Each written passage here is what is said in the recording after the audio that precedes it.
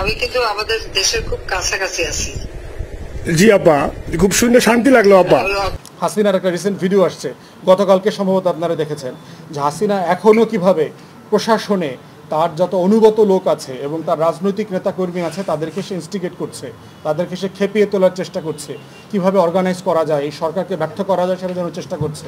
দেওয়ানবাগের বেশ কয়েকটা মাজারে আক্রমণ হয়েছে, নারায়ণগঞ্জে, সিরাজগঞ্জে, তারপরে রাজশাহী না কোথায়, মোমেনশাহীতে, বেশ কয়েকটা জেলাতে দেখলাম মাজারে আক্রমণ হয়েছে, ঢাকাতেও হয়েছে।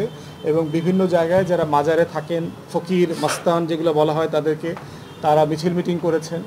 প্রশ্ন হচ্ছে যে বাংলাদেশের ওলামায়ে কেরামরা এবং বাংলাদেশের মুসলিম সমাজ যেটাকে অন্যায় মনে করতে পারেন, যদি মনে করেন যে মাজার কেন্দ্রিক শিরক হচ্ছে, বেদাত হচ্ছে, এটা অন্যায়, এটা ইসলাম বিরোধী, এটা মনে করবার সুযোগ আপনাদের আছে।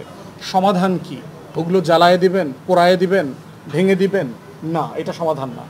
আপনাদের সমাধান হচ্ছে আপনারা যেটা সত্য মনে করেন, আপনারা যেটা তাওহীদ মনে করেন, আপনারা যেটা হক মনে করেন, সেটার দাওয়াত নিয়ে তাদের সাথে বুঝাবেন, কথা বলবেন। ব্যক্তিগত অথবা কোনো প্রতিষ্ঠানের সম্পত্তি ভাঙা, ধ্বংস করা, এটা রাষ্ট্রীয় আইনে অপরাধ, ফৌজদারি অপরাধ।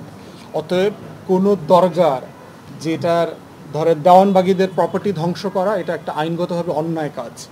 অতএব ধর্মকে এবং দেশের আইনকে দুটাকেই আপনারা ছোট করছেন এবং অবমাননা করছেন। এটার পাশাপাশি এটাও মাথায় রাখতে হবে, শেখ হাসিনা পালিয়ে যাওয়ার পরে কিন্তু হিন্দুদের উপরে অনেক ফেক ঘটনা ঘটেছে। আপনারা দেখবেন যে আওয়ামী লীগের নেতা পিটাইছে, বলা হচ্ছে এটা হিন্দুর বাড়ি পিটানো হয়েছে। মাশরাফির বাড়ি আগুন জ্বালায় দিয়ে পত্রিকায় নিউজ করেছে ভারতে যে লিটন দাসের বাড়িতে আগুন দিয়েছে। এরকম প্রচুর ফেক ঘটনা ঘটেছে। মাজারের ব্যাপারে আমরা মনে করছি এরকম অনেক ফেক ঘটনা ঘটতে পারে, যার সাথে গত সরকারের ছাত্রলীগ, যুবলীগ, আওয়ামী লীগ এবং প্রশাসনের লোকজন কোনো না কোনোভাবে জড়িত থাকতে পারে, যারা এই কাজগুলো ঘটিয়ে সারা বাংলাদেশে দেখাচ্ছে যে বাংলাদেশ আর উদার নাই, বাংলাদেশ সবাইকে গ্রহণ করছে না, বাংলাদেশ সবাইকে মেনে নিচ্ছে না, বাংলাদেশ সবাইকে ধারণ করতে পারছে না। আওয়ামী লীগের পরে বাংলাদেশটা একটা একপক্ষীয় বাংলাদেশ হয়ে গেছে। এই ধরনের অন্যায় প্রপাগান্ডা চালানোর চেষ্টা করছে। তাই আমরা মনে করি আমাদের পুরোটা মিলে একটা বাংলাদেশ।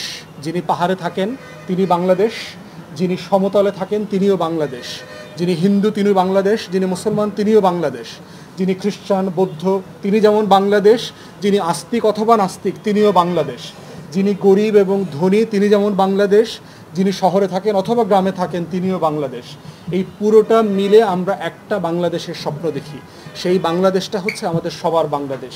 সেই বাংলাদেশের ভিত্তি হইতে হবে ন্যায্যতা, অধিকার, স্বাধীনতার ঘোষণাপত্রে দেওয়া আমার মর্যাদা, আমার ইনসাফের যে ওয়াদা ছিল এবং যেটা আমাদের সংবিধানে বলে দেওয়া আছে। তাই এই বাংলাদেশটাকে তৈরি করবার জন্য হচ্ছে এই গণ অভ্যুত্থান, এবং আমরা মনে করি অন্তর্বর্তীকালীন সরকার সেই বাংলাদেশকে ধারণ করবেন।